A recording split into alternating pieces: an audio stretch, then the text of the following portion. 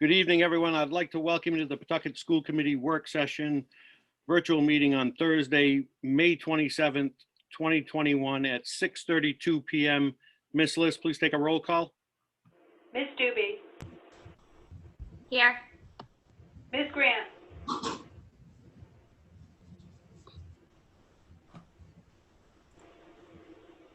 Mr. Knight.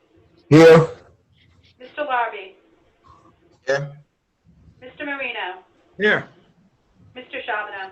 Here, please rise for the pledge. I pledge allegiance to the flag of the United States of America and to the republic for which it stands, one nation, under God, indivisible, with liberty and justice for all. Thank you, everyone. Ms. List, do we have anyone signed up for public participation? Yes, we have four people, the first being Mr. Ron Beaupre. Okay. Hirsch, how do you want to work this? If those people who have signed up for public participation, if you're out in the waiting room, if you could use the raise hand feature, and Mr. Cristino will let you in once Ms. List recognizes your name. Hirsch, can you let Mr. Beaupre in? Mr. Beaupre is coming in right now.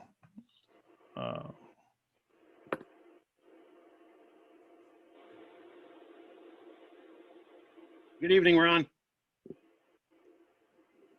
Good evening, Mr. Chairman, members of the school committee, Superintendent McWilliams. Thank you for the opportunity to speak with you this evening. I come before you this evening to discuss the Pawtucket School Department's proposal to create 10 new positions in Pawtucket's elementary schools entitled Elementary Instructional Support Specialist. As you are acutely aware, on March 13th, 2020, the world of education was turned inside out with the Rhode Island arrival of the COVID-19 global pandemic. Educators and students were thrown into a model of education none of us were prepared to deliver, and we persevered. Our educators learned a whole new style of delivering effective education, meeting as many of the curriculum demands as was possible. And our students learned and progressed. Unfortunately, the situation was no better at the start of the current school year. Educators and students continued, for the most part, in a virtual learning model for the first 2/3 of the school year. However, educators were much better prepared to deliver a better, more refined model now that they had experience, and our students learned and progressed. On March 1st, 2021, we returned most of our students to a more traditional in-person model of instruction with COVID restrictions and limitations. Upon return, educators were finally able to assess the impact on student learning the global pandemic had created. We were able to uncover the expansion of learning gaps, particularly in literacy and mathematics our students have encountered. Those in politics and those on the outside have unfittingly termed it learning loss. One cannot lose what one never had. Instead, our students have experienced a disruption in learning, which has widened already existing learning gaps for some and created new gaps in learning for others. The creation of elementary instructional support specialists implies that the culpability for these gaps in learning is a result of the educator's need for coaching. You might ask, how does one come to this interpretation? The answer lies within the 3-page job description provided. Nowhere in the list of bulleted exemplary duties and responsibilities outlined does this position require direct services to students, with 2 exceptions. Quote, co-teach and support differentiated grade level instruction in classrooms, and serves as a resource to staff in supporting at-risk students academically. Instead, the description states, and I'll only read a few of the duties and responsibilities. Works with collaborative planning teams and teachers in the capacity of co-teacher planning, analyzing student data outcomes, and implementing instructional shifts directly tied to direct district and school initiatives and needs assessments. Participates in monthly meetings with various departments of the Office of Teaching and Learning. Supports communication with parents and guardians regarding student academic achievement. Data analysis, diagnostic progress monitoring assessments through diagnostic platform. While each of these 4 qualifications are important in school improvement, this description only minimally addresses direct supports to students. Instead, the largest part of this position is to support teachers in planning and curriculum implementation. Additionally, one elementary instructional support specialist cannot possibly provide the targeted small group support across grade levels while performing the non-student duties and responsibilities of this position. This is not how learning gaps are closed. In a statement from AFT President Randy Weingarten, President Weingarten states, quote, "We must put in place the supports to help students recover socially, emotionally, and academically. Achievement gaps are reflected differently in each setting and relationship, so the only real way to close the gap is by attending directly to the individual needs of each and every student." So how do we attend to the gaps in student learning? The more a student is struggling, the more time they may need.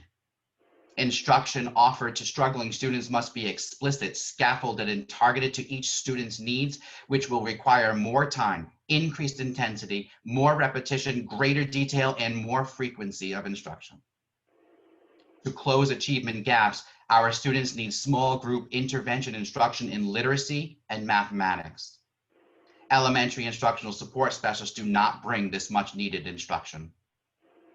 The Horace Mann Voice of the Educator study of March 2021 reveals that educators recommend a narrower focus on grade level standards for the coming school year, with a call for additional direct support services provided to attend to academically at-risk students with a more intensive instruction focused on the basics of reading, writing, and mathematics.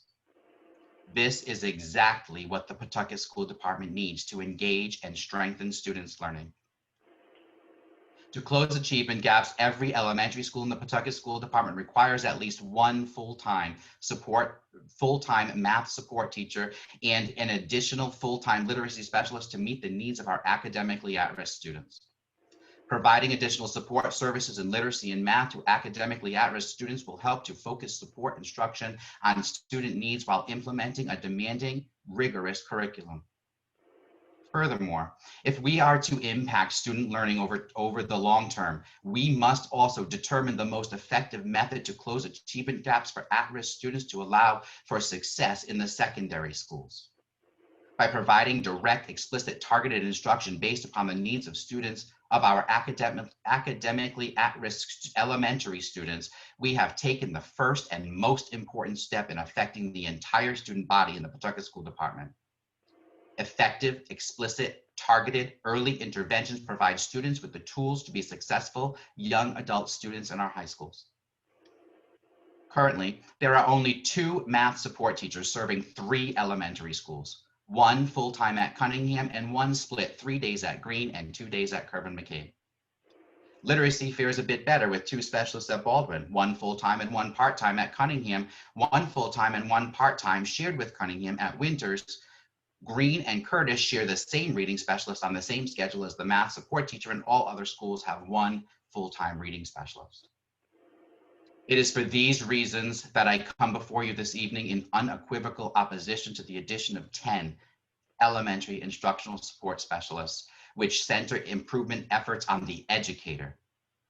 Instead, on behalf of the students we serve and the members of the Pawtucket Teachers Alliance, I formally request that the improvement efforts be centered on direct student services through the addition of math and literacy support teachers in every elementary school. I thank you for your time, Mr. Chairman. I will submit my full transcript for the record following this meeting. Thank you. Thank you, Mr. Beaupre. Ms. Liss, who's next in public participation, please? Dr. Monique Jacob.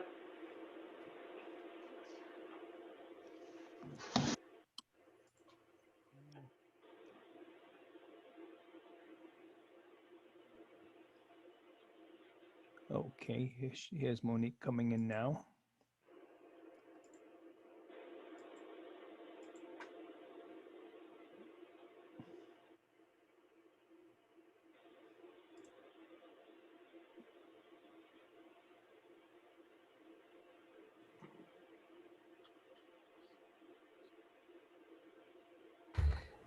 Dr. Good evening. Jacob, good evening.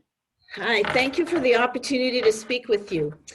I asked to speak with you tonight as the result of professional development sessions that I have attended lately regarding our new programs, some that are implemented this year and some that will come next year. The presentations were informative, but they were also a little overwhelming. I was astounded at how much needed to be learned by our teachers and internalized by them in order to implement the programs with fidelity. There's a myriad of interlocking resources that, when expertly put together, will provide our students with rich learning opportunities. I am aware of the fact that there will be professional development offered to teachers at the beginning of the school year, but I would strongly urge that this be followed up by in-class support, such as the kinds of support that's provided by a coach, for instance, to help with the implementation of our new programs. We have had experience in the past with working with program experts who not only were fluent in the application of the program, but also fluent in best practices in teaching and learning. And this experience informed and improved our implementation of a program. Along with supporting the on-grade level programs, coaches can ensure that coordination of integrated tiered system of supports for students who need extra help. They can ensure that students receive what they need and that all staff also have what they need for collaborative planning and to ensure that students can participate in targeted interventions. I agree with a lot of the things that Mr. Beaupre said, but I think that it is very difficult to teach and learn a new program all at the same time. And I think that the supports will come as they will get built into the program as when teachers become more comfortable, and then have a colleague to bounce off. Do you think this is the best way to do this? And what did this look like? And how about I model this? And I don't think that we are that far off in terms of what I believe the spirit of the position is and what the delivery of it will be in the end. So again, thank you so much for your time, and thank you so much for what you do for the children of Pawtucket. Thank you, Dr. Jacob. Ms. Liz, who's next in public participation? Mrs. Kim McCahey.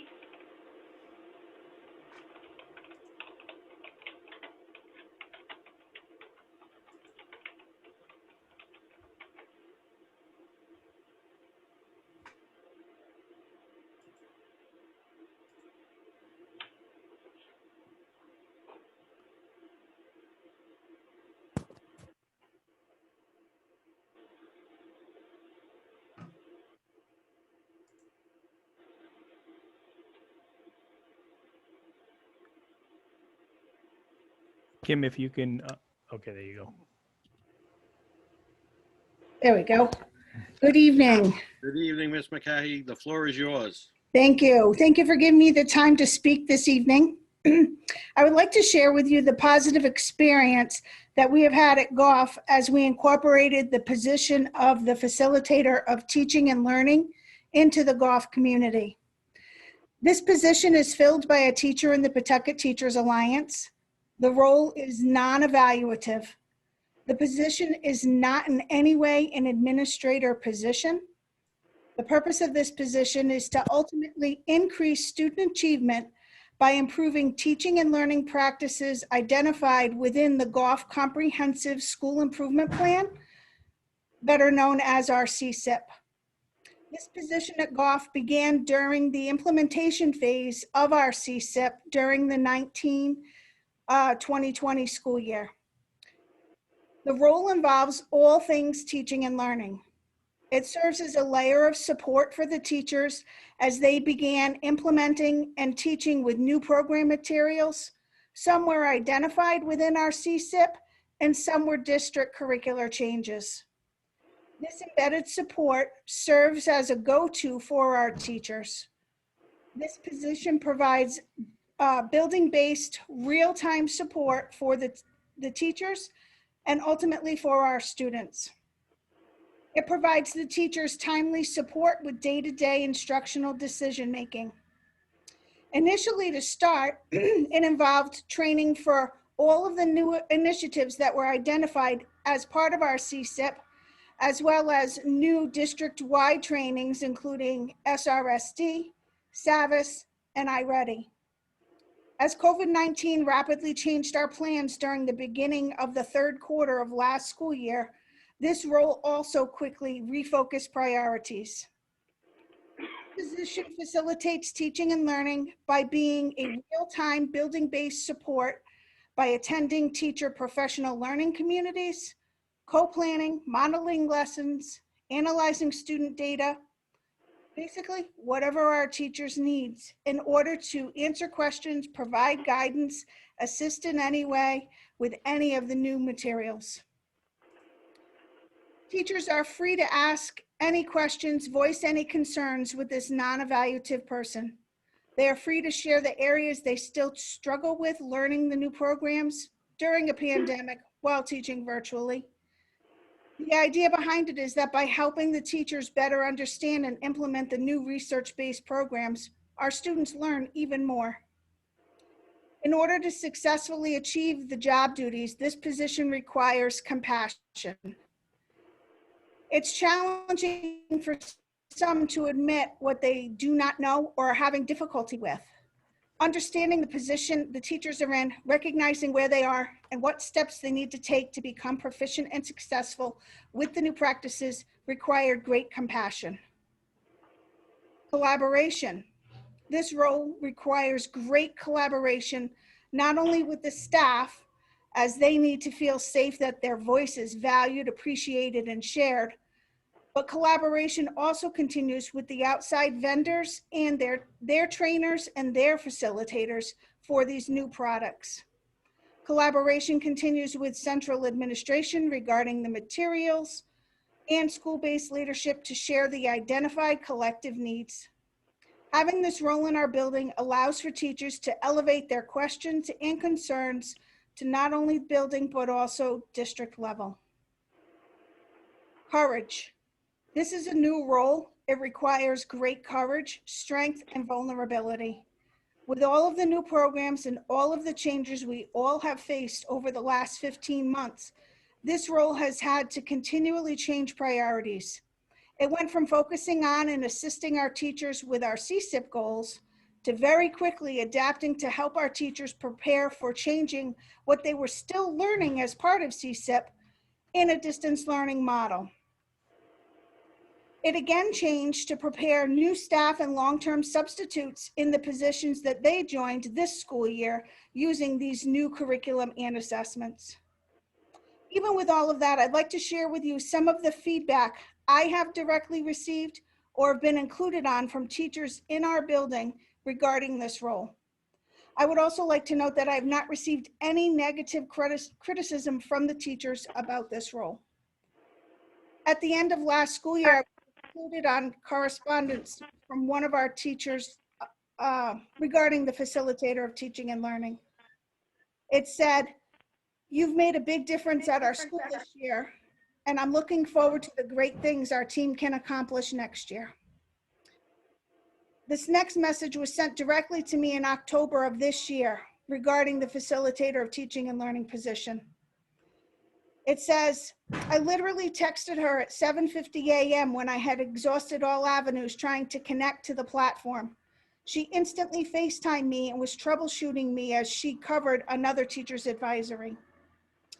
There have been additional comments from staff and long-term substitutes describing the benefit of this role.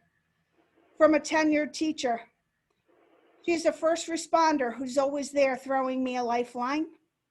And I want you to know what a great difference she has made." From a newly hired teacher, "As a person new to the building, I want to thank you for introducing me to the facilitator of teaching and learning. She has helped me immensely in learning the curriculum for this new position." And recently, from a long-term substitute, "I feel ready to tackle this long-term assignment. The facilitator of teaching and learning has helped me to be so prepared." In closing, having a facilitator of teaching and learning has been a very positive experience at Goff. The support and guidance from this role has certainly aided us as we work on our action steps towards our school improvement goals and ultimately an increase in student achievement. I thank you all for the time this evening to share the experience we've had at Goff with the facilitator of teaching and learning. Thank you. Thank you, Ms. McCaughey. Ms. Liss, the Mr. final- Matthew Bergeron?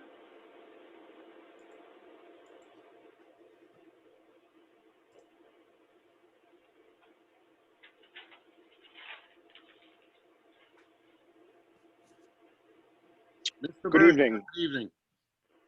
Good evening, members of the school committee, Chairman Charbonneau. I want to share tonight some of the positive work going on in the Pawtucket School Department, as it's been a difficult 15 months. I speak to you tonight from the perspective of the principal at Cunningham Elementary School. Over the course of the last 15 months, we have made a monumental shift in our school department in order to support our students and families due to the work of our stakeholders, our Teachers Alliance, our non-certified staff, our school committee, our administrators, and our administration superintendent's office. And this continues the path that has been laid out over the last few years with the focus on creating sustainable structures in order to support our students, staff, and families. That first area that I felt was important to talk about was our investment into a strong curriculum that ensures tools and support for all staff and students, including our IEP and MLL students. Curriculum resources were purchased for staff to have individually as opposed to sharing that we have done in the past. This was met personally with a huge thank you from our staff members to ensure that they had the tools to be successful. In many of the trainings for these programs, it was apparent that the ongoing coaching and support would be beneficial for the success of implementation and sustainability. This has been a highly sought after aspect of previous curriculum.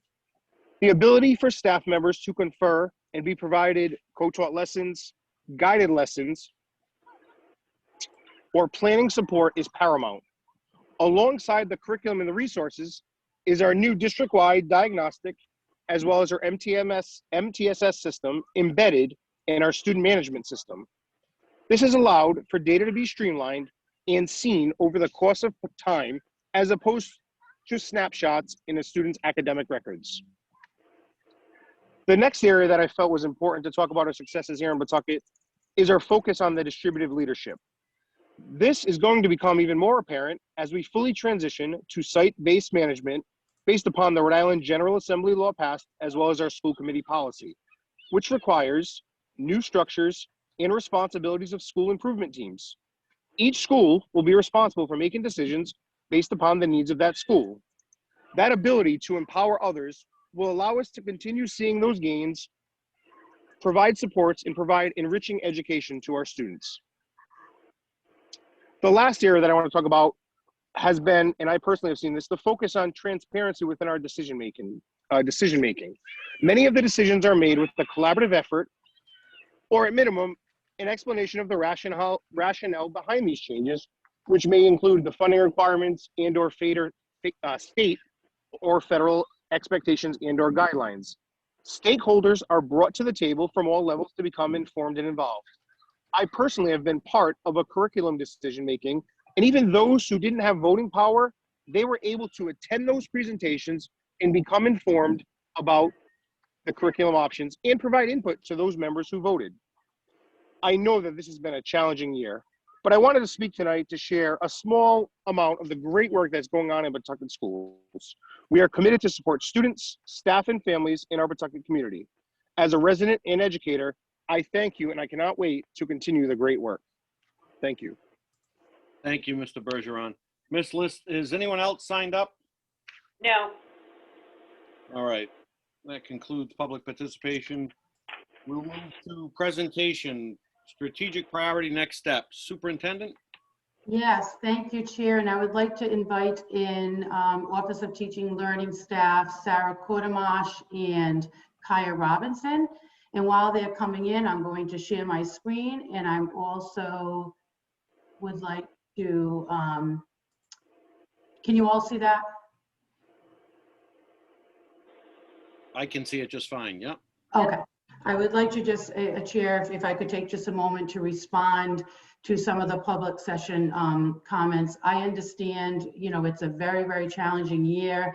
And as we've gone through this year, we have really realized the need for layering of support. And so as we go into this next year, and as you can see, the slide says before you, framing the future, we're looking at how we can innovate and how we can do things differently than we have done in the past. And part of that is looking at the capacity of our schools and building that capacity. And so what you heard, was reflective of the various voices based on the support that we are going to be moving forward with, and that is building layers of support. So as you will see in the presentation, those layers will involve layers of direct instruction to students in way of interventionists, and also as support specialists, in addition to other instructional support that will be coming down to support our schools, because at the end of the day, we know that they need it. And we know, coming off of, as it was mentioned, these 15 months, it's critical to our success to understand that we need to support our schools, and that support is going to come in a way of layering of support and capacity building.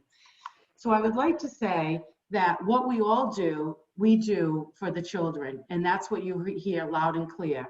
As a school department, we have sought ways to reflect the flexibility that teachers needed to be mentally and instructionally equipped to do what they do best in this chaotic global pandemic over the last 15 months. Where other places may have increased the demand or micromanaged their teachers, we have continued to support and trust them and respond to the needs of our teachers first by gathering those needed resources that we heard about, by developing curriculum committees and supporting our schools and our staff with rich resources, high quality, evidence-based, particularly during the distance learning. And secondly, we've continued to operate with flexibility. While maintaining vigorous and rigorous instruction, we released and adapted supportive documents and removed extensive requirements and held multiple sessions for teachers to share out their instructional needs and their suggestions. We have continued to seek suggestions and ongoing will continue from our teachers to support instruction on key focus areas, and also removing any of the items that are not critical, rather than demanding strict adherence in an insurmountable year with all the testing. We have just committed ourselves, as it was mentioned, to an iReady diagnostic, which is a major assessment that focuses on where our students are at and how we need to move them forward. Our high school teachers have come together to propose new ways to better meet the needs of the realities of their students and what they're faced with, and we've embraced their suggestions. We have listened and we have understood our teachers and our students' needs for more time in challenging grade level standards due to the many barriers that were brought on by the pandemic. We have continued to be flexible with our units and our extensions in revising and also incorporating planning time with teachers together, creating those resources. And our curriculum office has done just that, provided a lot of supportive documents for the teachers. We've created monthly newsletters, teaching and learning newsletters, wellness newsletters, all these to support and encourage our staff during a most difficult time. Adaptability and flexibility have become our key components this school year, and we have all come together as one to do just that as best we could in the middle of a pandemic. This, to me, speaks to compassion, collaboration, and courage. As we move forward, we need to be innovative. We need to continue to examine our practices with deliberate intention, with a focus on student achievement in all aspects of our practice. That includes the resources, the curriculum materials, the tools, the staffing, and the professional development. And we must have the courage to provide a well-rounded approach in providing support to our students, but also to our staff. And at the forefront of all that we do, we must remember that we are in service to our students and our families, because they ultimately hold the keys to the success of our schools.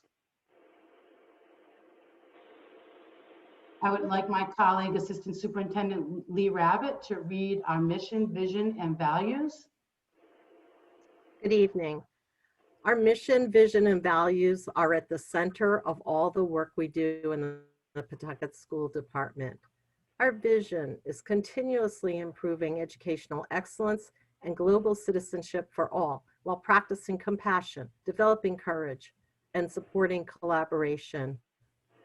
Our mission, the Pawtucket schools provide high quality, engaging, and rigorous academic opportunities by fostering culturally competent and equitable learning environments for all students and families within our communities.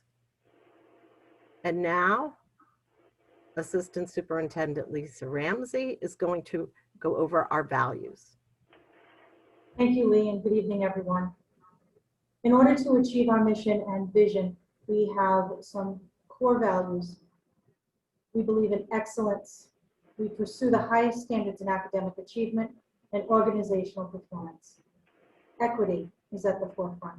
We foster an environment that serves all students and aspires to eliminate opportunity gaps. We're student-focused. We singularly focus on meeting our students' needs and supporting them in fulfilling their potential. Innovation, we encourage creativity and adaptability to new ideas and methods that will support and improve student learning. And accountability, we accept responsibility for our successes and challenges and seek to transparently share our work in an ethical manner as we strive toward innovative improvement. Dr. Williams? As we move forward, the key components that we will be working on this year, as we already stated, in progress, we have high quality curriculum and resources. Much of that has already been delivered to the schools and is already being rolled out, but there's more to come over the summer. And so this is going to require those layers of support that we are talking about. And we have strong, sustainable partnerships that we will talk about a little bit later. I'd like you to look at our center of the screen here where it says commitment to collaboration, accountability, student achievement, and equity. Those are really key components that we must really focus on this upcoming school year, particularly accountability. You know, we're working together, we're collaborating. We know at the end, it's the student achievement, and we know that we need to have equitable resources for our students. But what we really need to understand is that we have to be accountable. So that means that we have to continue to look for innovative ways in how we can move forward. We can't just continue to do schooling the way we have for the last 150 years. If it was working, we'd all be 5-star schools in 5-star districts. So it's really important as we move forward to build capacity of our teachers and layer support for our schools and for our students. And that layering of support involves resources, instructional support direct to the students, strong partnerships, staffing PD, and also support for our teachers in the way of coaches or teaching and learning facilitators or elementary instructional support staff. This is how we are going to move forward and really focus on student achievement and equity in our schools. I'd like you to look at this picture. It is a picture that talks about what equity versus equality means. Equality says, let's have everything the same. So if you look at the screen, you will see 3 boxes and 3 different people standing on those boxes, but the 3 different individuals are all of different height. So they all have equal boxes, but it's unfortunate that the student or the young person that has the least amount of height is not able to have the same access. And then you look at equity on the right-hand side of the screen, and you see that there now is a difference of the layering of support that is there. So the person, the individual that has the height can participate. The person that may have not as much height needs maybe one box, but the one that needs the most maybe needs 2 boxes. So what equity is saying, let's make it fair ground for all. I would like to ask Office of Teaching and Learning Curriculum Instruction and Assessment Director, Kaya Robinson, to speak to our strategic priorities that we're going to focus on. All righty. Hi, everyone. The district strategic plan is a collaborative and unifying document. Although in draft, we work together with PTA members, administrators, counselors, and other stakeholders to devise a plan that unites us as a community, all striving for one goal, and that is to uplift the students and families of Pawtucket. The first area of focus tonight is strong foundations. And what does that look like? Strong foundations is having the tools, curriculum materials, and structures in place in the district from pre-K through high school that gives students and families of Pawtucket a path to an incredible future, one that they all deserve. It's with great excitement that we can say that together with numerous curriculum committees of teachers and leaders, with the guidance of Dr. McWilliams and the superintendent team and all of our departments, we have upgraded every core subject area, K through 12, with high quality resources for every single child of Pawtucket. Very exciting. The next area of focus is shared responsibility, which is a commitment to collaboration, accountability, student achievement equity. And that means we as stakeholders at all levels must work reflectively, always remembering that we are in service to our students to propel them forward. Shared responsibility means that we hold ourselves accountable for the successes and challenges that may arise. And with research and evidence, we strive at every level of this organization to be leaders of continuous improvement and development. And with that, I'll let Sarah go ahead and take you into our strategic goals. Thank you, Kaya. Good evening, everyone. Collective efficacy is the shared belief that all school staff can have a positive impact on student achievement. Strategic goals and priorities are broken down over the duration of our 3-year and annual plans required by the Department of Education.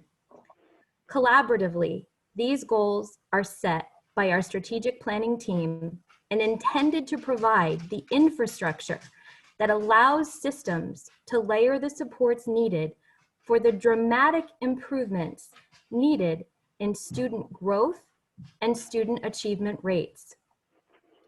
2 goals of focus that are moving this work forward are pre-K through 12 stakeholders growing in the knowledge and understanding of aligning instruction to grade level standards.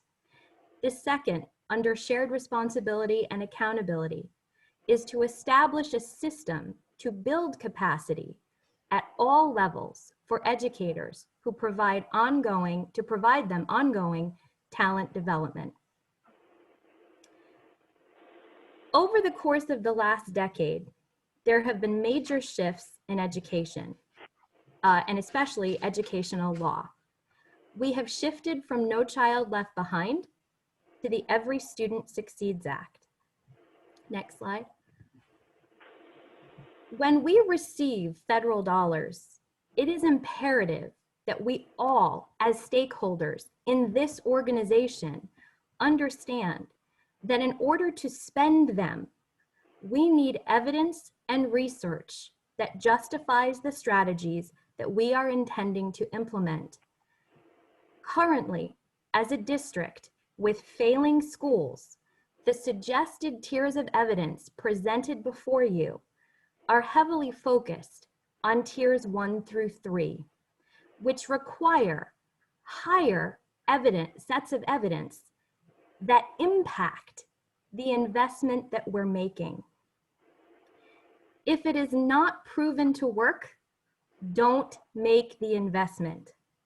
To that end, The goals that the Strategic Planning Committee have in draft are aligned to research and evidence at the topmost tiers, meaning we are aligned to what works.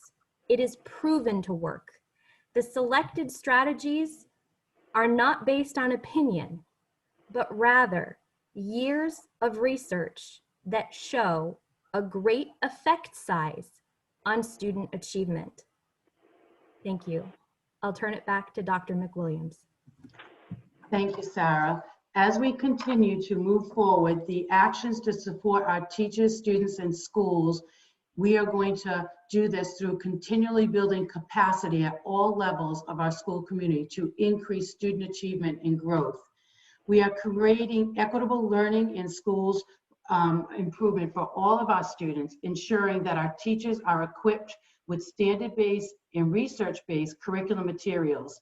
These resources initiate our path to increasing student performance by closing opportunity gaps.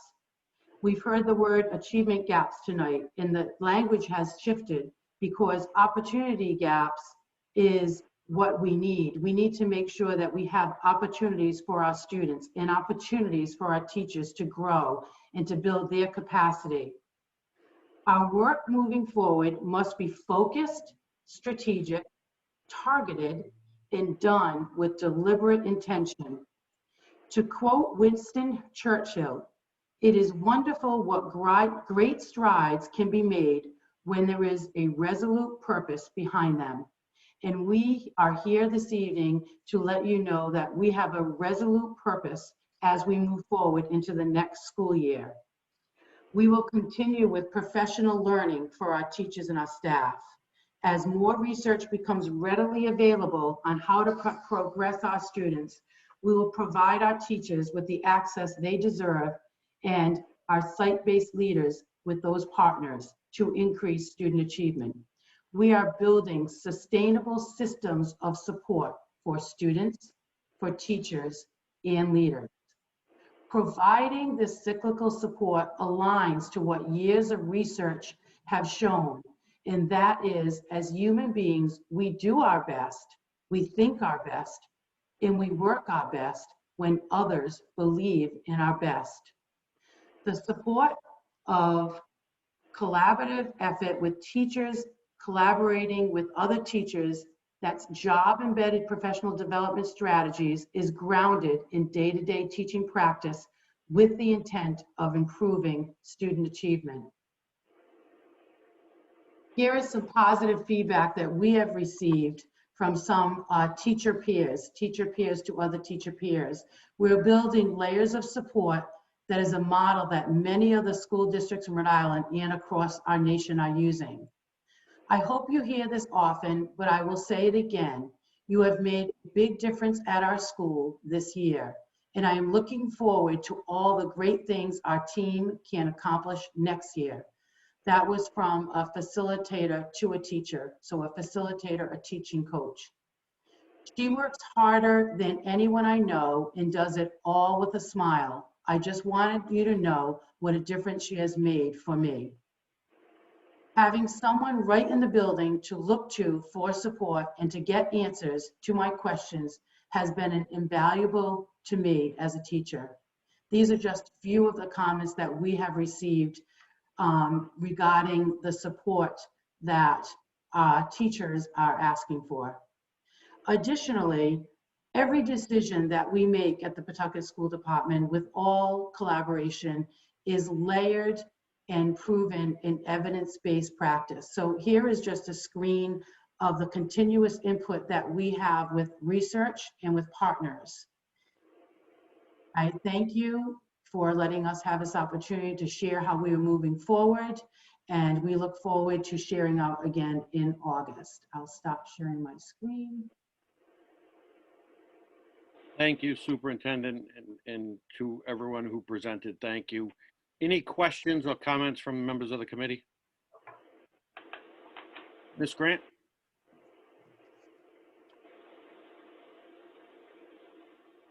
You're on mute, Ms. Grant.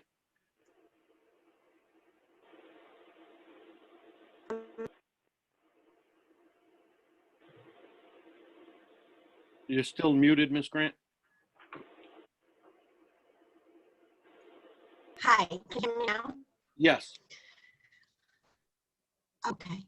I have a question in regards to the coaches. How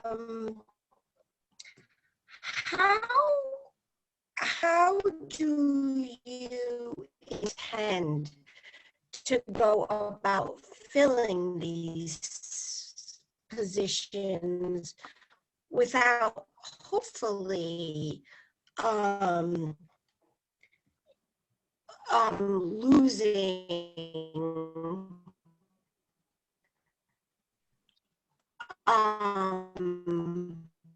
some really good teachers?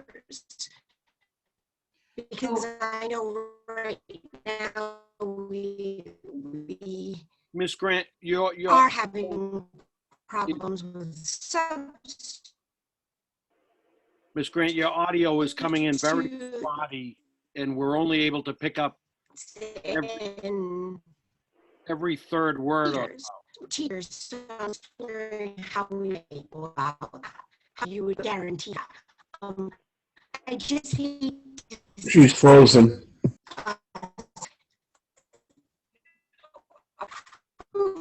these positions and take the money and put. I'm sorry. Audio is coming in very spotty, and we're only able to pick up. Can you hear me now? I'm sorry, can you hear me a little better now? No, Ms. Grant, it's. Can you hear me? Ms. Grant, can you log out and maybe try to log back in, or can you hold your question? We'll come back to it at the end of the meeting. Can you hear me a little better? I think she froze up now, Jay. I think she's actually dropped off a meeting. I think we're getting, let's see. Mr. Chairman, would it be possible for her to email the question? That way we could definitely get an answer. Sure, I think she could. Can any of you guys hear me? We have you, Ms. Grant. What's wrong? I'm sorry.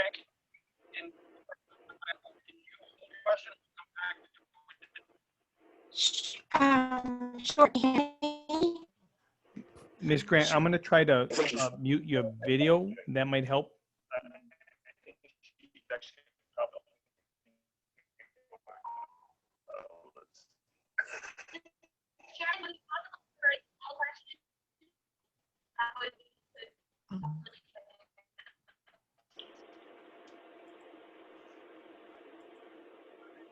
All right. How about now? Okay. Can you hear me? Perfect.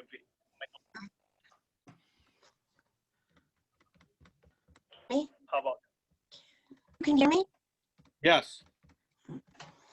Oh, you can hear me? Yes. Oh, okay, great. Sorry. I apologize. I don't know. I'm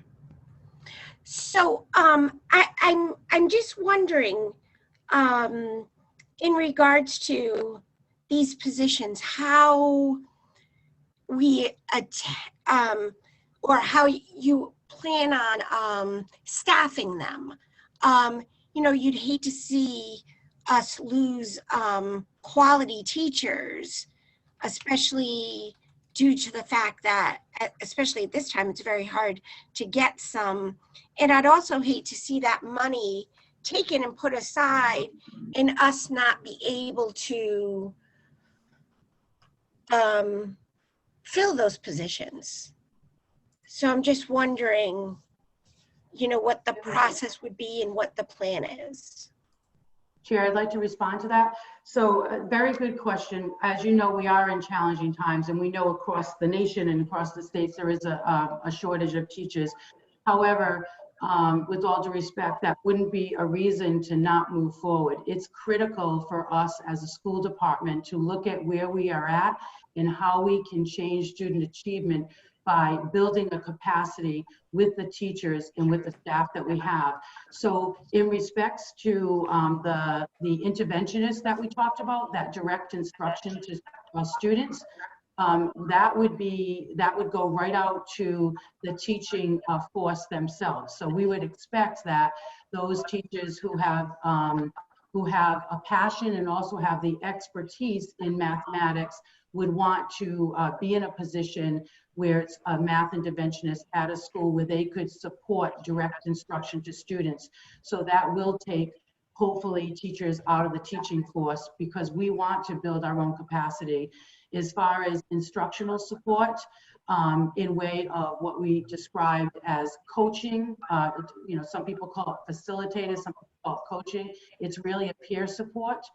We want to build that capacity in our own teaching staff. So we would be looking to put those out to our teaching staff as soon as possible, sooner than later, probably particularly tomorrow, so that we can have, if teachers who are interested in those jobs and want to aspire, especially to the peer collaborative supportive positions, that we will have the opportunity over the next several months, even prior to the school year ending, to begin to fill the position of any that we have open.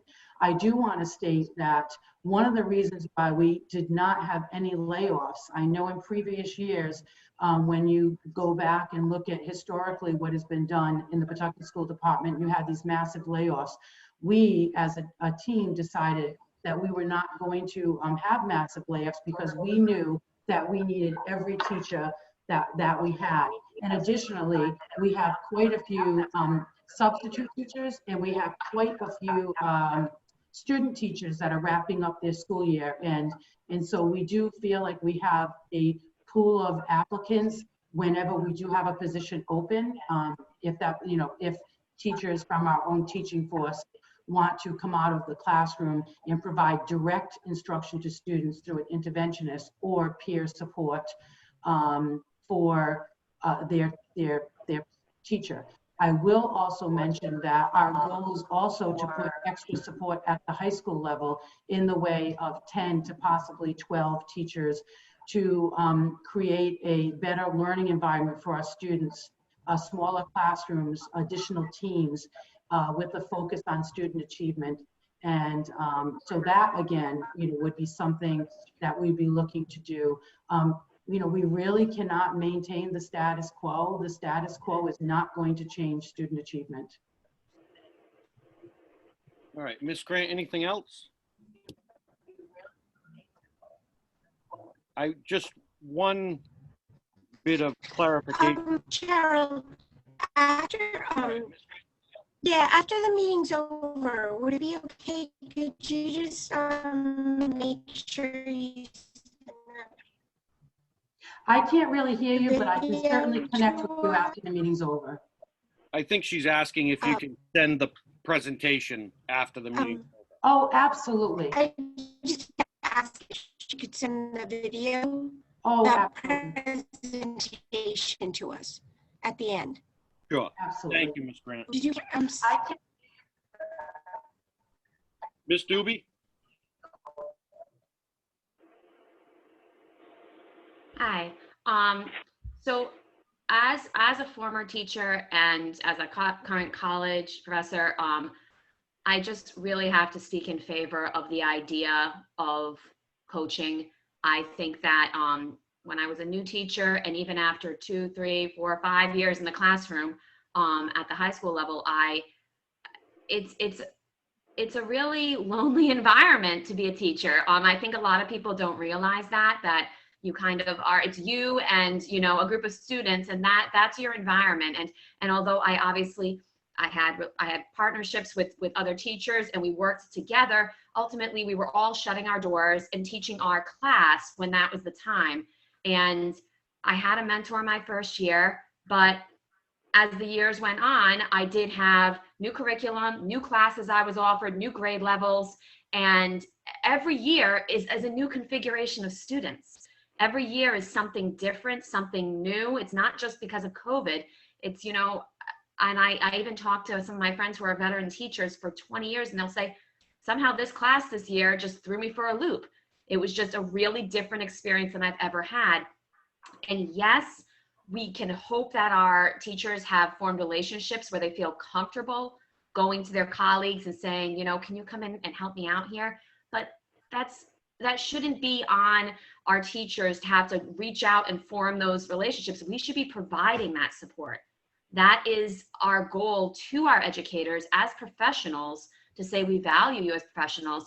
And even at the college level, I have a teaching coach that I can go to who can come into my classroom. Even as an adjunct professor, this is made available to me. And I do not see it at all as an insult to my ability to teach. I see it as, I've had a tough class one time, and I've said, I would like to see other ways that I could possibly manage this. So I don't see this as an insult to the ability of our teachers to teach. I see it as respect that they're professionals, and that as professionals, we need coaches. That's what it is to value a professional and say, we know that this isn't just, you know, you're just not doing your job or you're just slacking off. You know, we know that we need to provide you with support and resources. And so I really think that making coaches available to teachers is an excellent idea. Thank you, Ms. Doobie. Anything else on this? I just want to clarify for a bit of housekeeping. While historically we have had to notice probably more teachers than we'd like to have, this committee has worked diligently to avoid massive layoffs in this district.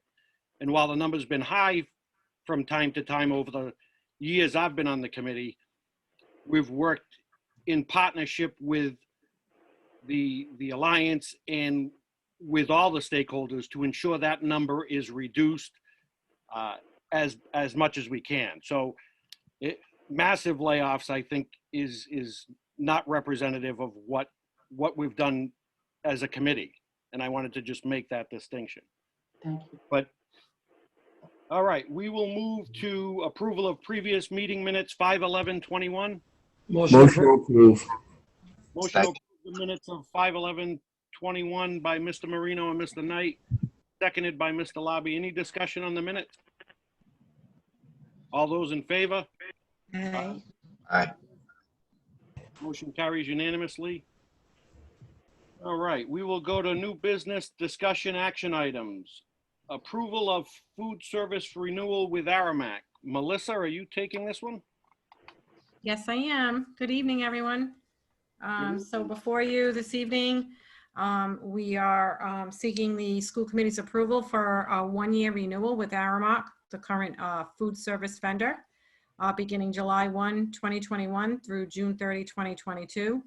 The renewal document, as required by the Rhode Island Department, as required by law, would need to be approved by RIDE. The renewal includes a budget that is estimating a profit of $106,000 that is guaranteed, which includes PSD, district labor, and other costs that the district may charge to the program. For the school year beginning September 2021, the program will follow what is called the Seamless Summer Option. This program follows the school food service, the summer food service program that has been in place, but the menu is comparable to the National School Lunch Program meal padding, which it emphasis on vegetables, fruits, whole grains, and sensible calories. So as you all know, this past year, we have been feeding students basically 7 days a week, and it's all been free, and that's known as the Summer Food Service Program. So we'll continue on, but in September, we switch over to the SSO. And in previous years, we've this will be our 4th year of the contract from when we last went out to bid. So the school committee, the recommended action is for the school committee to approve Aramac to provide the food service during the 21-22 fiscal year. Motion to approve. Second. Motion to approve the food service renewal with Aramac for the 2021-2022 school year by Mr. Knight, seconded by Mr. Marino. Discussion on this? Ms. Doobie? I'd like to speak in favor of this strongly. As chair of the Wellness Subcommittee, I work very closely with Aramark and they have worked lockstep with us as we've moved to move through sharing tables. Unfortunately, we aren't able to do that during COVID, but to cut down on food waste. In addition, when we looked to limit sugary beverages and cut back on flavored milk and juice, once again, they worked with us to make sure it was effective and continue to be innovators and to build support for our meals, and even launching the Cooking with Community, which has been statewide said to be really an innovative way where, I don't know if you've seen the videos, but they provide the ingredients and then have the students cook from home. And so this is something that other districts have reached out to see how they could also add to their community. So I really have seen them as a partner. And as I said, they come to our wellness meetings, and I'm fully in support of this renewal. Thank you, Ms. Doobie. Ms. Grant?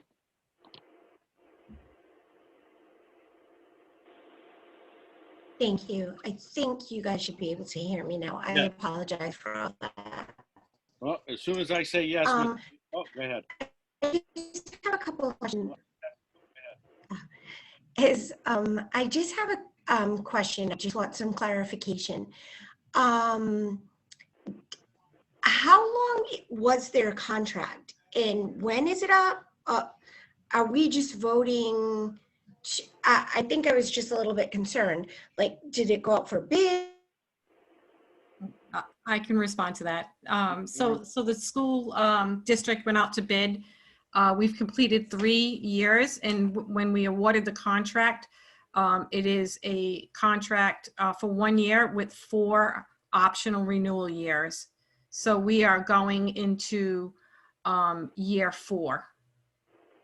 Okay, so the next year it would be? No, we have 1 more year. The following year, we would have to bid again. Okay, all right, thank you. I actually missed some of it. I don't know what's wrong. I'll, with the whole computer thing, I'll look into it after. Okay. Anything else on this?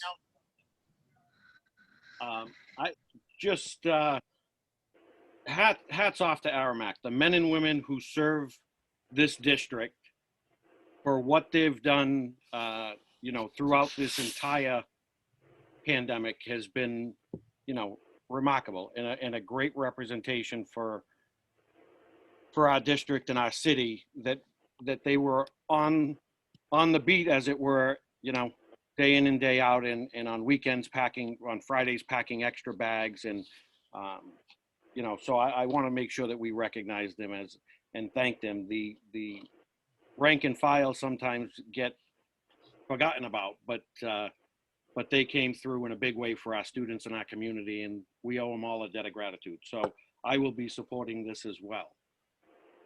Any other discussion on this? Roll call on the approval for renewal with Aramark, please. Ms. Doobie? Yes. Ms. Grant? Yes.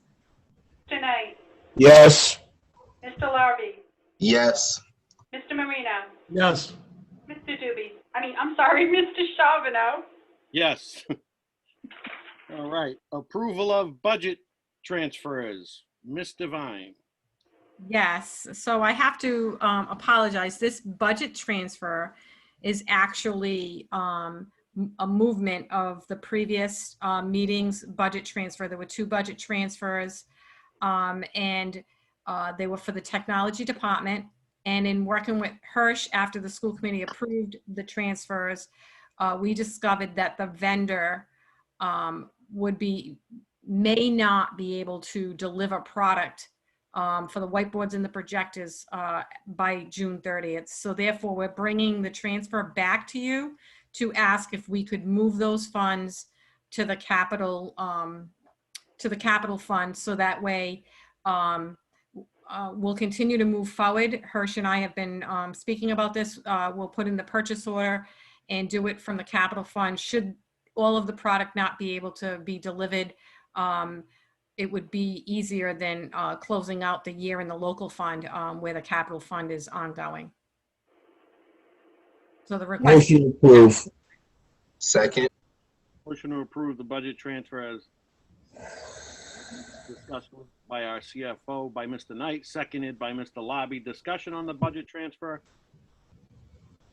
So Melissa, it's an accounting issue more than, we're still going forward with the whiteboards and the projectors. We absolutely are. It's just we're moving it from the local fund into the capital. So that way, should all of the product not deliver by June 30th, we could actually just purchase it from there, close out the purchase order, and then open a new one in the new year. Whereas in the local fund, we have to do the closeout with the audit and then wait for the funds to be available after audit. Mr. Charbonneau, just so I can clarify too, there is, unfortunately, right now, there's a global chip shortage with the electronic components. And because of that, the manufacturer would not be able to guarantee it. So I didn't want to jeopardize not getting these resources. Yeah, no, great point. Thank you, Mr. Costino. All right, anything else on the budget transfer? The motion on the floor to approve, it's been seconded. Roll call on the approval, please. Ms. Doobie? Yes. Ms. Grant? Yes. Mr. Knight? Yes. Mr. Larson? Yes. Mr. Marino? Yes. Mr. Charbonneau? Yes. All right, approval of purchase of New Balance footwear for Tolman JROTC. Ms. Devine, are you taking this one as well? I am, thank you. So the Pawtucket School Department issued a request for proposals for athletic, it says shows, but it should be shoes, for the JROTC program at Tolman High School. One proposal was received by New Balance, while the pricing was for both men and women's athletic wear in the proposal. The submitted proposal only included pricing for women's Fuel Core trainers for a price of $48.74 per pair, with an estimated cost based on the range estimate of 50 to 75 pairs in varying sizes would be $2,437 to $5,625. This purchase is funded by the Perkins Career and Tech grant. Motion to approve. Motion to approve the New Balance footwear for Tolman JROTC program by Mr. Knight, seconded by Mr. Lobby. Discussion on this, Ms. Doobie. So I was just a little confused by why this is coming before us, because am I correct that this isn't coming out of our budget? Or am I incorrect on that? Nope, you are correct. It's funded out of Perkins, but we bring all funding sources. So on the front of the staff reports, we have a section, in probably 9 out of 10 times it's funded locally, but this is being funded by the Perkins Career and Tech funds. But we always bring bid proposals forward, whether it be out of ESSA, whether it be out of Title, we bring it forward. So it's because we went out to bid with the money. Right. Okay. Correct. Because initially the RFP was for men and women's, and so it would have been well over the 5,000. And so right now they only submitted a price because, again, in areas of, I guess, athletic wear, they're short on sneakers as well. So they were unable to commit to delivering before the year end, which the Perkins, we get it from year to year, but it does close out each year, and you have to, if there's unspent funds, you have to see if they'll approve to roll them over. So we did have in the RFP that they needed to have product delivered to us by June 30th, and they could only guarantee the women's. If there are any available men's, it would be under the minimum bid requirement that possibly we could get some of the men's pairs in. Okay, thank you. That answered my question. Thank you. Ms. Grant, did you have something? I did, but actually it was clarified through Ms. Doobie and Ms. Devine. Okay. Thank Any other you. discussion on this? Roll call on the approval, please. Ms. Doobie? Yes. Grant, Yes. Mr. Knight, Yes. Mr. Larby, Yes. Mr. Marino, Yes. Mr. Charbonneau. Yes. All right. Recommendation to interview for architectural service, Elizabeth Baldwin Elementary School. Hirsch, can you let in the team from Colliers, please? I will.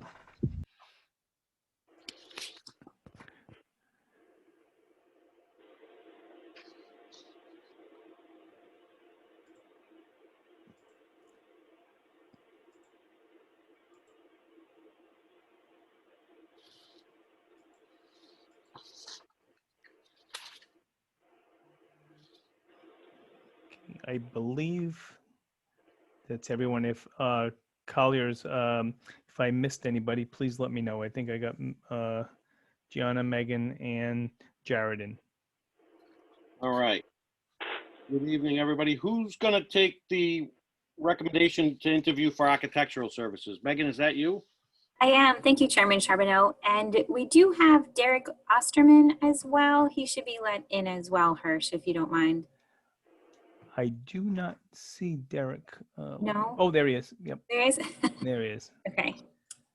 Waiting patiently with his hand up.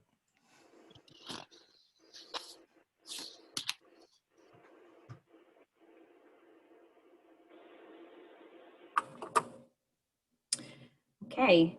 Good evening, everyone. The Pawtucket School Department is in receipt of 7 proposals for the architectural design services for the new Elizabeth Baldwin Elementary School.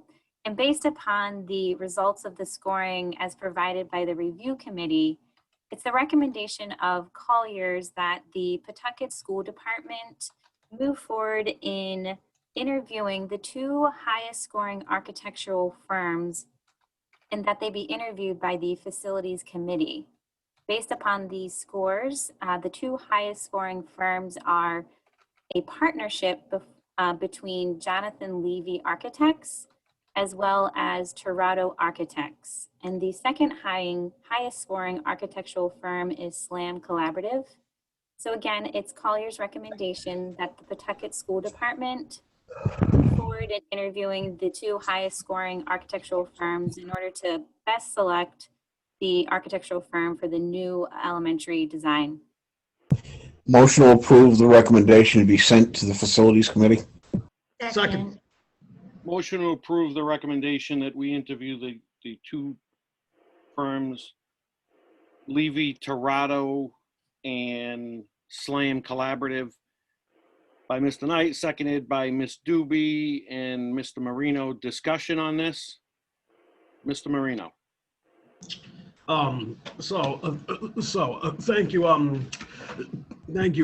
Thank you, Chairman, and I just wanted to thank the hard work of the proposal review team, who consisted of Miss.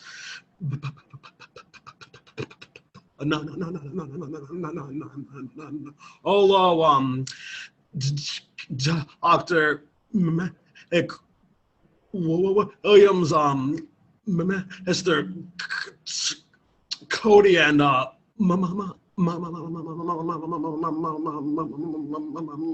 Austin. Importantly, the members of the Baldwin community who were Principal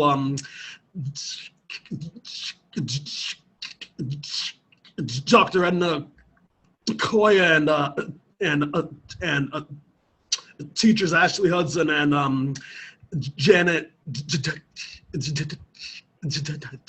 has always, and in this process, I feel as if we're in a unique positions to listen to firms who we know extremely well, based on previous and current projects, and I just want to say that I look forward to the opportunity to hear the presentations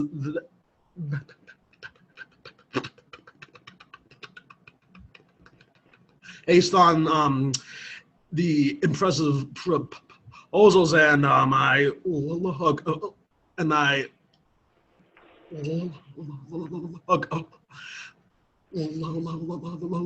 forward to making a strong qualifications based choice along with all of you. So thank you. Thank you, Mr. Marino. Ms. Doobie? I thank the team as well. I know how much it takes to review these bids, especially when there's 7 of them. And I know that in the past we have interviewed 3 or 4, but it's clear from these numbers with one, with them being so close at the top that it really makes sense to just bring in the 2 that are the top scoring. So I look forward to the interview as well. Anything else on this? One, Mr. Marino? Yeah, so if I could ask you, Chairman, I'm unsure of the need to have the interviews happen in the facilities committee because of how often the whole subcommittee fluctuates based on the project, and so I'm just curious if it's an easier ask to just have the presentations happen for the full committee. Thank you, Mr. Marino. I'll get back to you. Mr. Knight and then Ms. Doobie. Mr. Knight, you're muted. Unfortunately, I believe because of the law being written the way it is, I believe the facilities committee has to make a recommendation to the school committee. All right, Mr. Knight, and both of those, Mr. Marino and Mr. Knight, as soon as we hear from Ms. Doobie, we're going to turn it over to Attorney Conley. So, Ms. Doobie. I legally or not, I think that I would like to have that be part of on our facilities team. I know we'll have teachers from Baldwin, am I correct? And the principal from Baldwin weighing in, as we have in the past when we have our architectural reviews. We've had the teachers, the representative teachers and principals sitting on that committee during this process. So I really think that it's important to have them weigh in on this, even if we all sit on both before it comes to us to review. I think that that's important. I think Mr. Marino and then Attorney Conley. I'm all right either way. I was just asking. No. So, Attorney Conley, to Mr. Knight's question, is there legal precedent for not going to the facilities committee? The regulations require that the subcommittee make a recommendation to the full committee. Okay. Mr. Knight's correct about that. So the motion on the floor is to accept the recommendation of Collier's to have Levy/Toronto Architects and Slam Collaborative present to the facilities committee. It's been seconded. Any further discussion on this? Roll call on the approval, please. Ms. Doobie? Yes. Ms. Grant? Yes. Mr. Knight? Yes. Mr. Larby? Yes. Mr. Marino? Yes. Mr. Charbonneau? Yes. Recommendation to award Allboard Construction Corporation the Kirvin McCabe Elementary HVAC roof and fire alarm project. Megan, Yes. is that you? Yes, thank you, Chairman. The Pawtucket School Department is in receipt of 3 bids for the Kirvin McCabe Elementary School project, where we're replacing the roof, installing a fire suppression system, and also updating the mechanical system. Based upon the outcome of these bids, it is the recommendation of Colliers that this project be awarded to Allberg Construction Corporation based out of Warwick, Rhode Island, in the amount of $6,331,940. Motion to approve, Alberg. Motion to approve the Kirvin McCabe award to Allborg Construction by Mr. Knight, seconded by Mr. Marino. Discussion on this? Megan, I misplaced the bid form here, but is this the one that was Allborg close to $1 million less? Yes, you are correct, and that's a good catch. And because of that difference in price, we did take it upon ourselves to do a scope review meeting that was done with the architect as well as Allberg and Colliers. And through that, we requalified the scope of work as well as the alternates, and we did reconfirm that their price is qualified and accurate. Ms. Grant. How many companies submitted, I guess, applications or packets? Sure. We received 3 proposals, one from Allberg, one from Marion Construction, and then the last one from Track Builders. Okay, thank you. Okay, so there's a motion on the floor to award the Kirvin McCabe HVAC work to Allborg Construction in the amount of $6,331,940.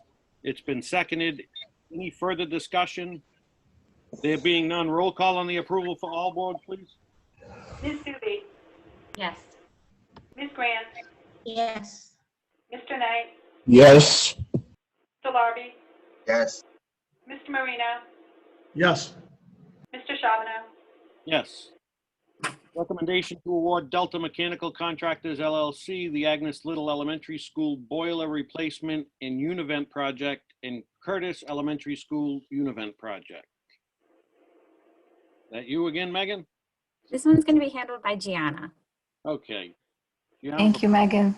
Thank you, Mr. Chairman. Good evening, everyone.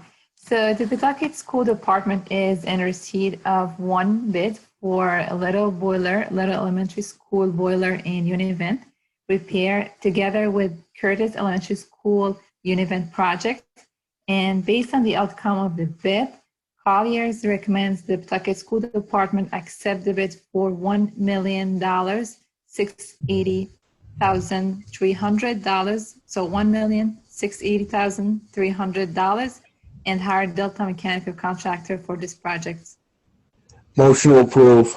Second.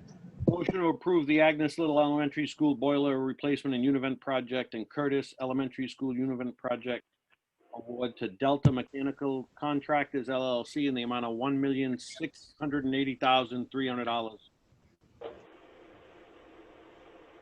Just a clarification, it's $1,068,000. Correct. $1,068,000? $1,068,000 Okay. and 300. Thank you, Ms. Doobie. Motion's been made, seconded. Discussion, Mr. Knight? I'd like to ask Colliers how come only 1 bid was received? So actually we got received 6 companies requested the bid, and one of them actually offered a bid, they present a bid on this project, which is Delta Mechanical. The good part is Delta Mechanical has done multiple projects with the district. They were all in budget, on time, delivered on time, was good experience pretty much. So that's the only company that have bid on the project, yes. Mr. Knight? I probably want to submit this to either Megan or Derek. Is there a reason that we didn't bring anybody else forward, or is the fact that they weren't qualified of concern to us? Sure, I'm happy to take that one. Good evening, everyone. So yeah, in this case, a number of companies looked at the project. Ultimately, only one bid was received, period. So we've not necessarily dismissed anybody. Unfortunately, the other vendors in the marketplace opted not to bid this project. I know there's quite a bit of work involved with this project on a fairly tight timeline. Delta being one of the largest mechanical contractors in the region, it makes sense that they would bid it. Again, the question I had to the team was making sure that we knew we were getting a good value for the district. And when we were able to look again at our estimates against the bid that came in, we feel comfortable that this is in fact a good value and is the right move to go ahead and hire Delta. All right, anything else on the award to Delta? Motion on the floor to award the Agnes Little Boiler Replacement Univent Project and Curtis Elementary School Univent Project to Delta Mechanical. It's been seconded. No further discussion. Roll call on the approval for Delta, please. Ms. Doobie? Yes. Ms. Grant? Yes. Mr. Knight? Yes. Mr. Larby? Yes. Mr. Marino? Yes. Mr. Charbonneau? Yes.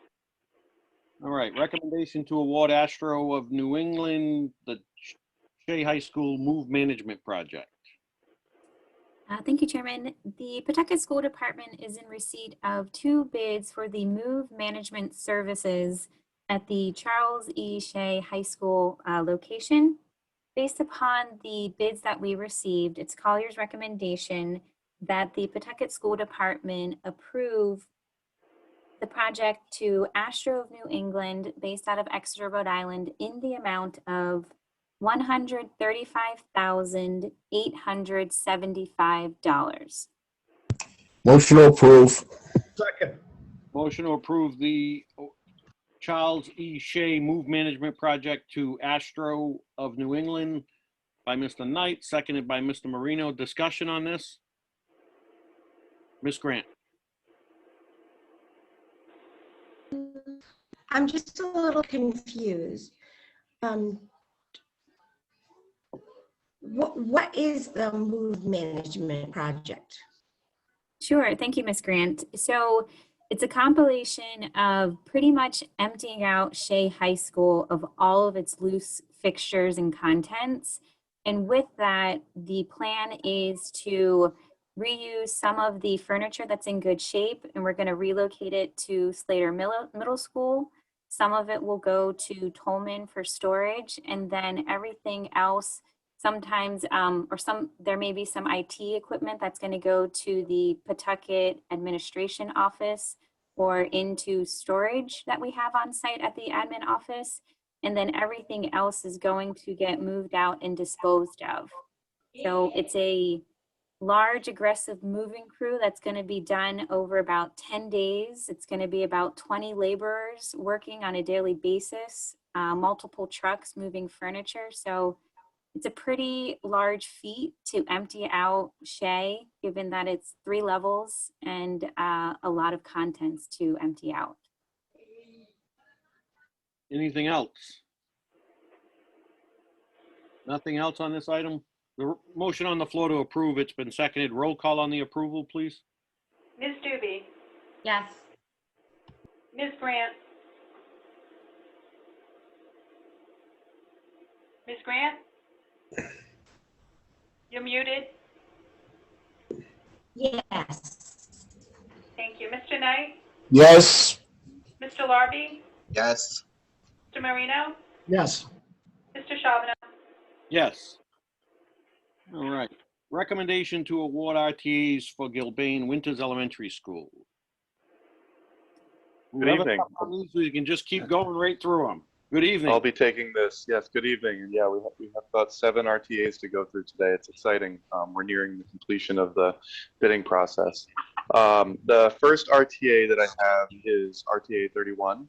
It is the recommendation of Collier's project leaders to award the millwork package to Continental Woodcraft, LLC of Worcester, Massachusetts, in the amount of $709,162. Motion approved. Motion approve the RTA 031 to Continental by Mr. Marino, seconded by Ms. Grant. Discussion on the millwork RTA.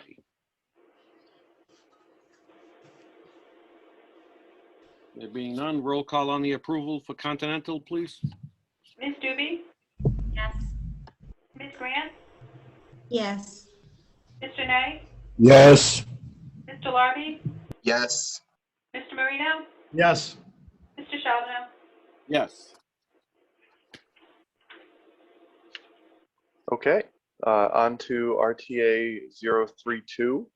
It is the recommendation of Collier's project leaders to award the final cleaning package to Shamrock Construction LLC of Warwick, Rhode Island, in the amount of $78,886.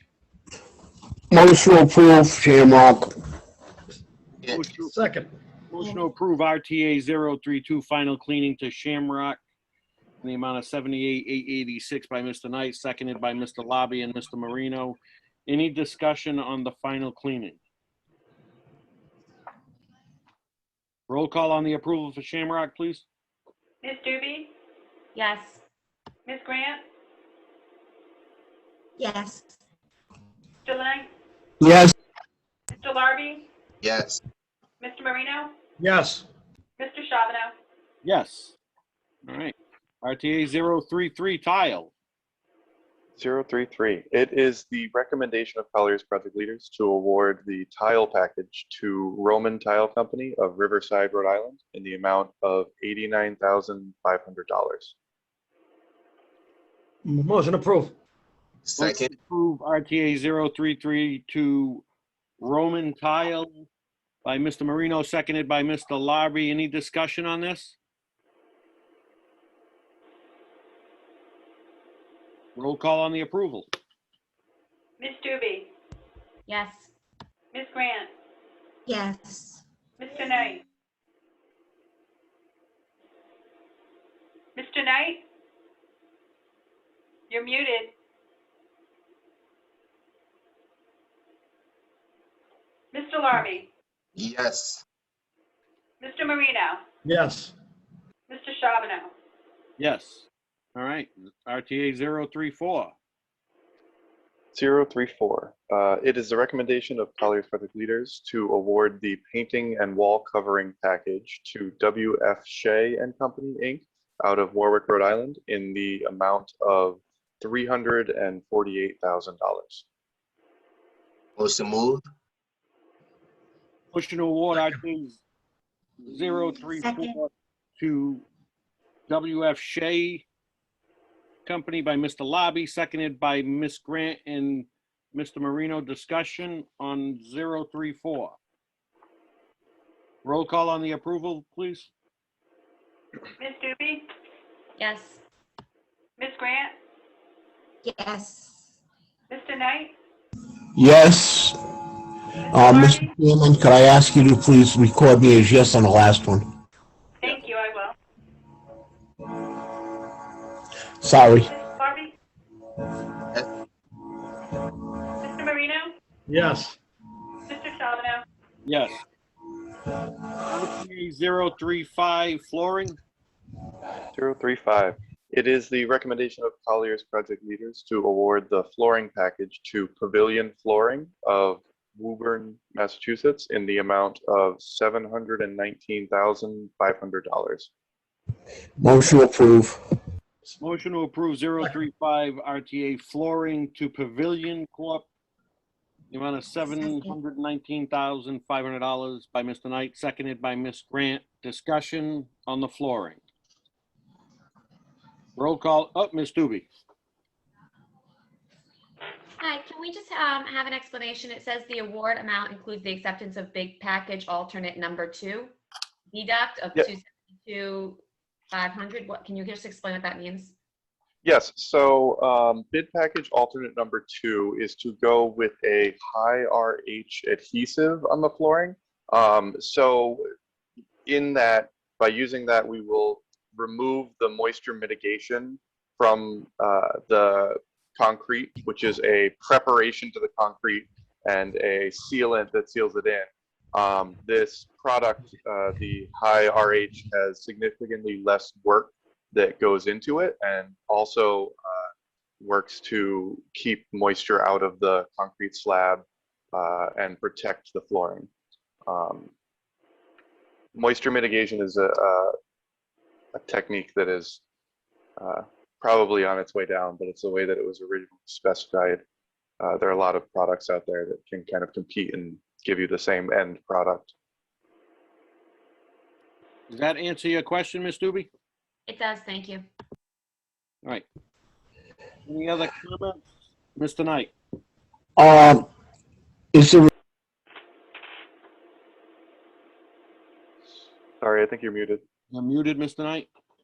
oops, is there a reason we're using that method instead of the shot shoot that we use in other moisture problems? I'm sorry, Such as which the, other? it's used at the Pawtucket City Garage because they have a major moisture problem. I'm not entirely sure about the moisture problem at the Pawtucket City Garage, but I can say that this is an adhesive that will get applied to the entirety in between the concrete layer and the flooring layer, and it has a good success rate at maintaining the moisture outside of underneath the slab. All right. Anything else on this? Roll call on the approval, please. Ms. Doobie? Yes. Ms. Grant? Yes. Mr. Knight? Yes. Mr. Larby? Yes. Mr. Marino? Yes. Mr. Charbonneau? Yes. All right. RTA 036 site concrete. It is the recommendation of Collier's project leaders to award the site concrete package to HSI Construction of Pawtucket, Rhode Island, in the amount of $295,000. Motion to approve. Second. Motion to approve RTA 036 site concrete to HSI Company of Pawtucket, Rhode Island. Imagine that. In the amount of $295,000. By Mr. Knight, seconded by Mr. Marino. Discussion on this? I'm glad to have a Pawtucket-based company joining our construction efforts, and look forward to seeing HSI around for a long time to come. Nice work. Roll call on the approval. Go ahead, I was Jack. just gonna say, as am I, and they are also a significantly larger MBE, WBE company as well. So we're getting more WBE, MBE credit towards this project, which is always good. Outstanding. Nice work. Roll call on the approval for HSI, please. Ms. Doobie? Yes. Ms. Grant? Yes. Mr. Knight? Yes. Mr. Larby? Yes. Mr. Marino? Yes. Mr. Charbonneau? Yes. All right, Jared, last one, RTA 037. All right, RTA 037. It is the recommendation of Collier's project leaders to award the acoustical ceilings package to H. Carr and Sons of Providence, Rhode Island, in the amount of $444,000. Motion to approve. Second. Motion to approve the RTA 037 acoustical ceiling to H. Carr Company in the amount of $444,000 by Mr. Knight, seconded by Mr. Marino. Discussion on the acoustical tiles. There being none, roll call on the approval to H. Carr, please. Ms. Doobie? Yes. Ms. Grant? Yes. Mr. Knight? Yes. Mr. Larby? Yes. Mr. Marino? Yes. Mr. Charbonneau? Yes. All right. Thank you, Jared and Megan, Gianna, Derek. You guys make a great team for us, and we are grateful that you're on board. So At this point, I'd entertain, excuse me, a motion to adjourn to executive session. Motion moved. Seconded. Motion to adjourn to executive session by Mr. Lobby, seconded by Mr. Knight. All those in favor? Aye. Opposed, the motion carries. We will reconvene in executive session at 8:17 p.m. It'll give Hirsch a few minutes to clear the room, and everybody can stretch their legs. 5-minute recess. We'll reconvene in executive session.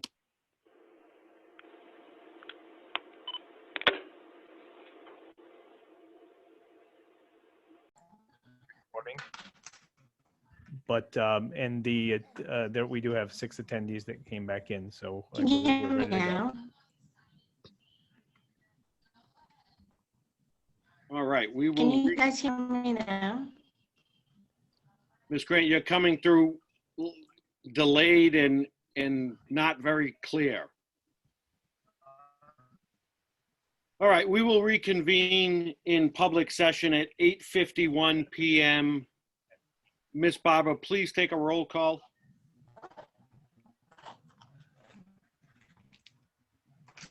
Oh, I'm sorry, Miss List, is Miss List back with us? Let me check. I do not see her on there, but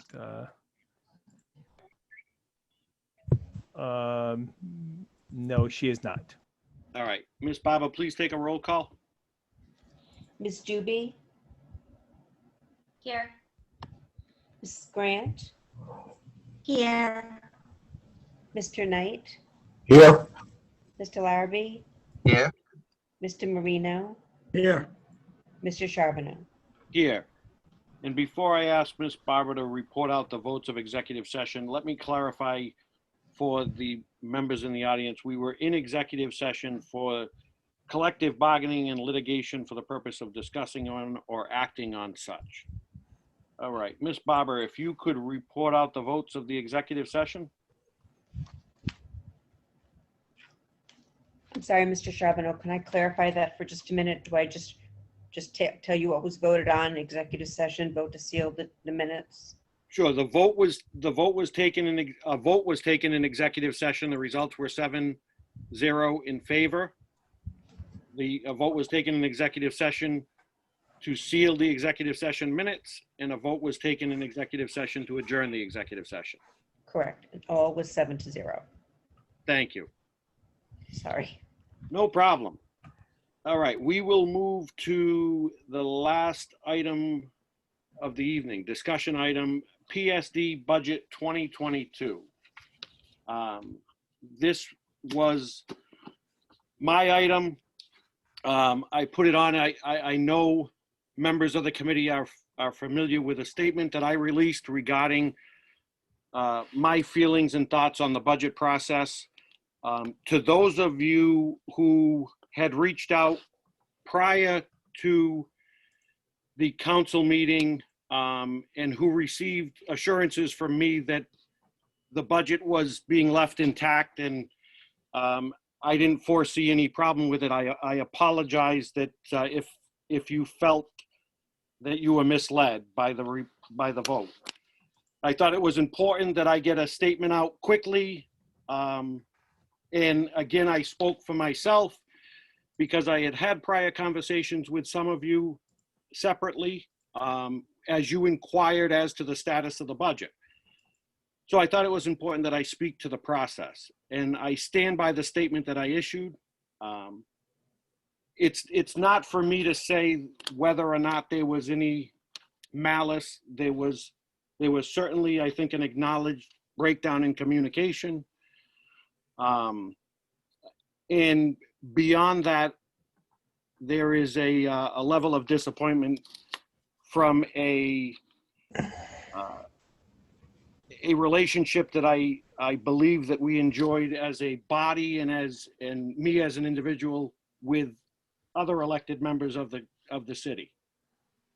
So I open it up to you because, as I said, some of you have reached out prior asking for an update as to where we were with it, and you received assurances from me that it was going through flawlessly, and that did not turn out to be the case. So once again, my apologies, and I can certainly answer any or clarify any questions, or I'll open it up for the committee if anyone has a comment or question.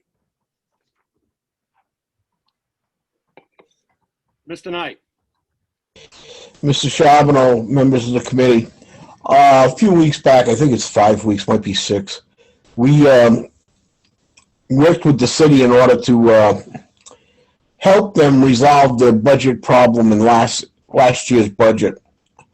And we gave them 1.6 million, I believe it was. And I would like to adjust that to take out the 500,000 they cut us by. I'll make that a motion. Mr. Knight, your motion is out of order. We are not on a actionable item. We are in a discussion item only.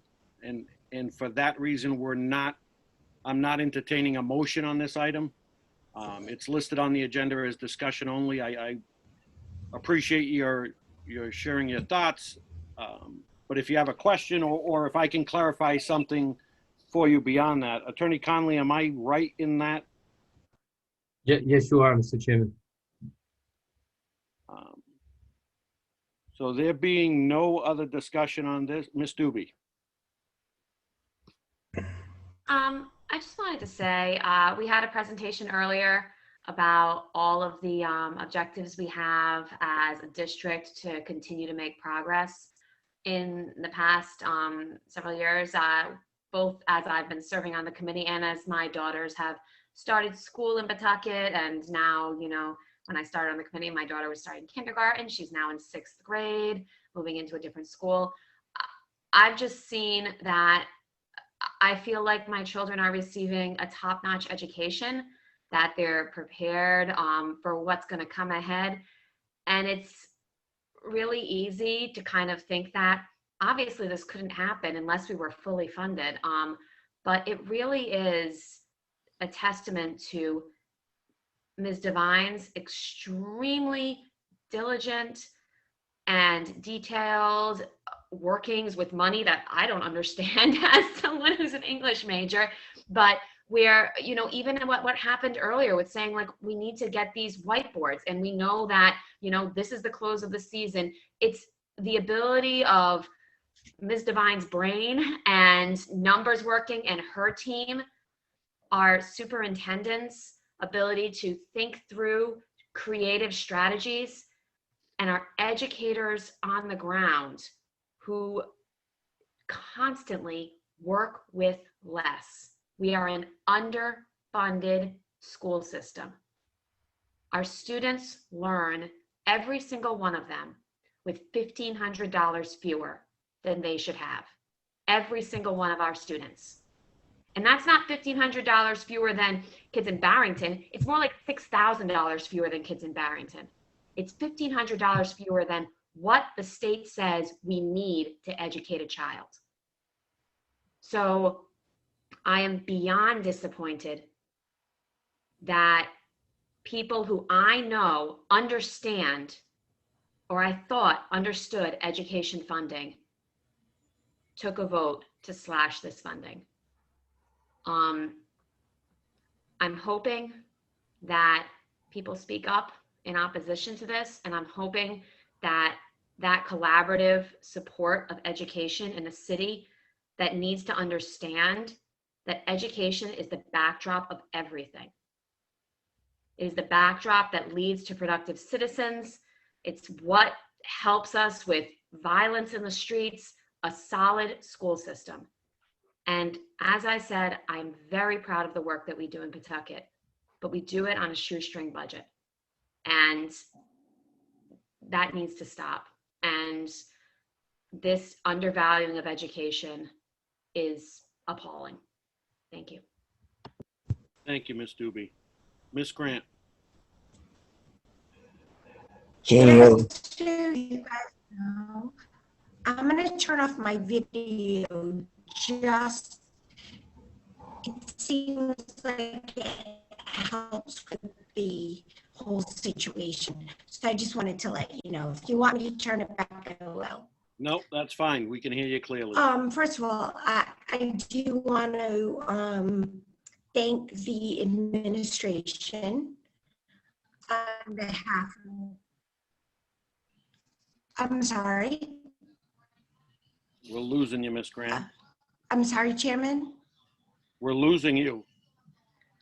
I want to thank everyone who, you know, had a part in the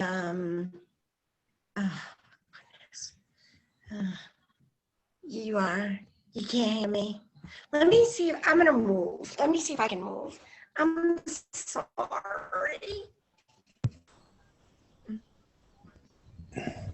Goodness. Can you hear me better? Yes. Can you guys hear me better? Can you hear me? But I would leave off the Can you video. guys hear me? Yeah, I would shut your video off, Miss Grant, but we can hear you. You can't hear me. Can anyone hear me? Yes. Okay.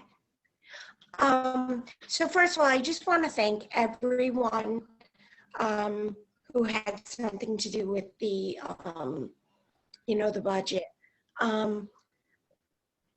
Leave it off. Okay, I just want to make sure. I think that I have actually spoken to a lot of people in regards to, I reached out to several of the council members. A couple I left messages for, didn't receive calls. And I received both an email from Dylan and the mayor. With that being said, I am, you know, very disappointed. But I do agree with Mr. Charbonneau. I believe in regards to the communication. I think they could have done a lot better in the communication, and I think we could have done a lot better in the communication. And unfortunately, we don't have control over the council or the mayor. We just have control over our administration. And I think what we need to do is, you know, pick up our bootstraps tomorrow, you know, move forward, but remember, and, you know, education is extremely important. And unfortunately, I think going forward, money is going to be a problem. This is just my opinion. I think right now, everyone has money coming out of their ears, wherever it's coming from. But I think we also have to remember, and I think we need to communicate. We need to be 5 steps ahead next time. I'm not saying this situation, you know, was their fault or our fault, but I think we always need, especially when it's something as important as a budget, we need to stay on top of it, and we need to constantly be communicating. You know, even if we, you know, could have, you know, communicated with them. I know we were uninvited, but, you know, maybe some extra emails, maybe some calls. That's all I'm saying. I think everyone did do a good job. Unfortunately, it wasn't in our favor, which leads me to believe that we need to do better next time. And I do feel it was a communication on both sides, you know, and then we just see what happens. But like Erin said, you know, education should be number one. And you know, districts have been struggling with it for years. So let's just, you know, tomorrow's a new day, move forward, but let's see if we can, I don't want to say be the bigger people, but I think we should just, you know, worry about our house and just kind of try to move forward. Thanks. Thank Did you Ms. guys Grant. hear me? Yep, all set. Thank you, Ms. Grant. Mr. Knight? Mr. Knight, you're muted?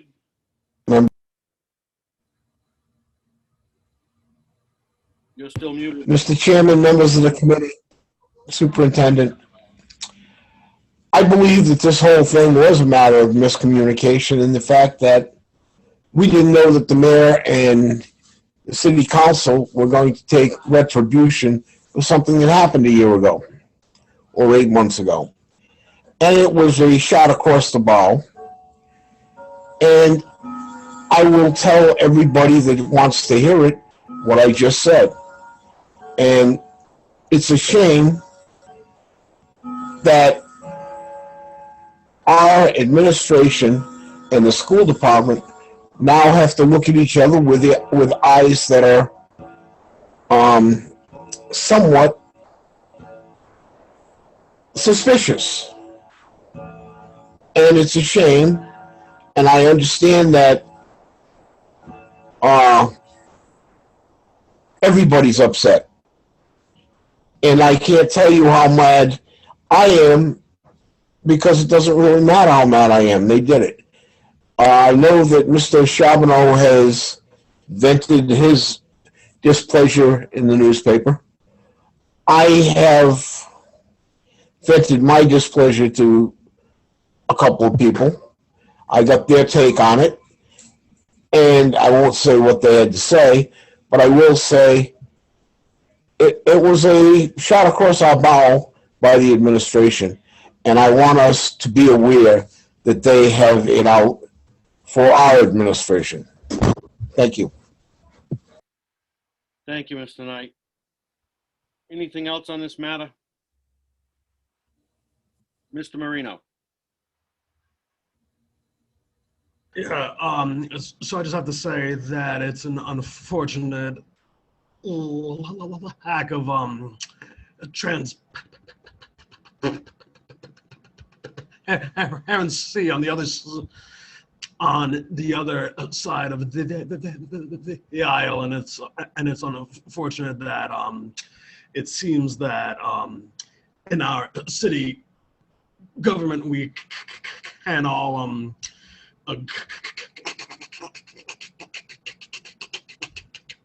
agree that the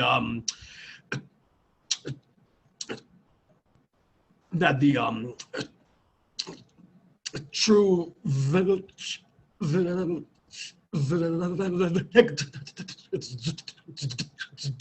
of this issue are the 85,000 students who we enroll in our schools, and they are the ones who are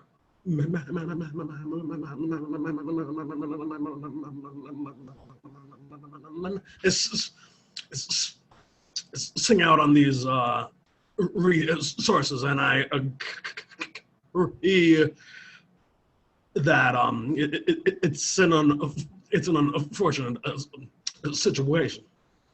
That's all. Thank you, Mr. Marino. And if I want to be clear for you all, my colleagues, that when I talk about a miscommunication, I want you to hear from me that the first I found out of the budget being cut entirely was the night before the council workshop, the council meeting. Up until that point, I had received every indication that the budget was submitted intact and was going to be approved as such. So I used the word miscommunication, but I probably should have chosen a breakdown in communication, because I didn't misunderstand anything that I was being told leading up to the call I got the night before the council meeting. And I found it important to share that clarification with you all. The sense that I had that the budget was getting cut was the night before the council had their meeting, after we were uninvited to attend the budget workshop. So everyone is clear on how this transpired. If there's nothing else on this item, I'll entertain a motion to adjourn. Motion adjourned. Seconded. Motion to adjourn by Mr. Marino, seconded by Mr. Knight. Any discussion? All those in favor? Aye. Aye. Opposed? Motion carries unanimously. Good night, everybody. Good night. Good night, everyone. Night.